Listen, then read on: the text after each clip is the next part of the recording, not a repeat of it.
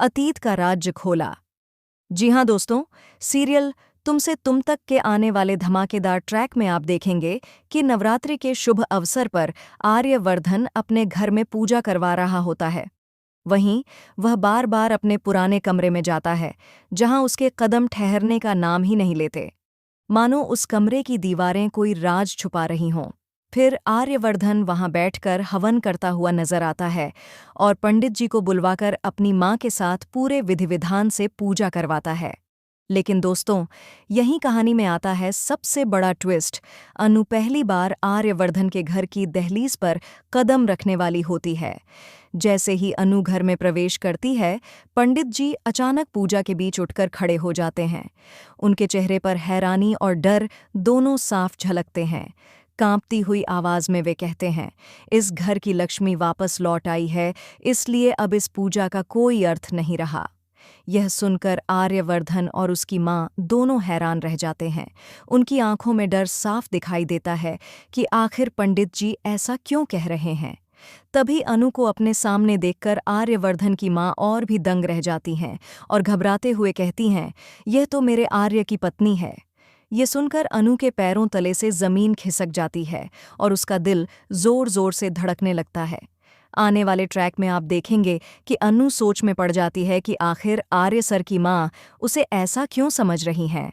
इस वजह से अनु सवालों से घिर जाती है और मन ही मन सोचती है कि क्या यह कोई गलतफहमी है या सचमुच उसका पहले से इस घर से कोई रिश्ता जुड़ा हुआ है। इसी उलझन के बीच आर्यवर्धन का चेहरा भी उतर जाता है। वह तय करता है कि अब वह अनु को पूरा सच बताएगा, क्योंकि अष्टमी के इन पावन दिनों में वह झूठ के सहारे और नहीं जी सकता। आर्यवर्धन अनु को उस कमरे में ले जाता है जिसके दरवाजे कई सालों से बंद थे। वहां पहुंचकर वह धीरे से कहता है, अनु, आज मैं तुम्हें अपने अतीत का सच बताऊंगा। ये वो सच है जिसने मेरी पूरी जिंदगी बदल दी, और शायद तुम्हारी भी। कमरे के अंदर एक तस्वीर टंगी होती है। उसे देखकर अनु एकदम शॉक्ड रह जाती है, क्योंकि वह तस्वीर एक ऐसी महिला की होती है जो बिल्कुल अनु जैसी दिखती है। अनु कांपती हुई आवाज में पूछती है, सर, यह तो बिल्कुल मेरी तरह दिखती है, ये कौन है? आर्यवर्धन जवाब देता है, यह मेरी पहली पत्नी थी, राजनंदिनी। यह सुनकर अनु के पैरों तले से मानो जमीन खिसक जाती है। दूसरी ओर उसे पंडित जी की कही बात सच लगने लगती है।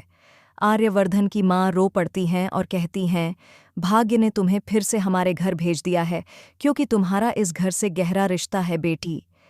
यह सब सुनकर अनु बेहद इमोशनल हो जाती है, पर उसे समझ नहीं आता कि वह क्या करे। तभी एक और राज सामने आता है। आर्यवर्धन बताता है कि उसकी पहली पत्नी की रहस्यमयी परिस्थितियों में मौत हुई थी और उसकी आखिरी इच्छा थी कि आर्यवर्धन उस कमरे की पूजा कभी न रोके। तब से आर्यवर्धन हर साल नवरात्रि पर उसी कमरे में हवन करता आ रहा है। यह सुनकर अनु सन्न रह जाती है। उसके मन में डर और सवाल दोनों एक साथ उठते हैं। क्या यह सब भाग्य का खेल है? अब देखना दिलचस्प होगा कि आर्यवर्धन और अनु को एक करने के लिए आर्य की मां क्या कदम उठाने वाली है।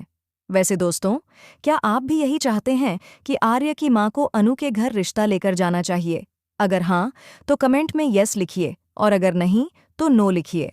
और सीरियल की लेटेस्ट अपडेट सबसे पहले देखने के लिए नीचे दिख रहे सब्सक्राइब बटन को दबाइए। जी हाँ, सब्सक्राइब बटन दबाने पर कोई पैसा नहीं लगता यार। तो मिलते हैं अगली वीडियो में एक नए ट्विस्ट के साथ।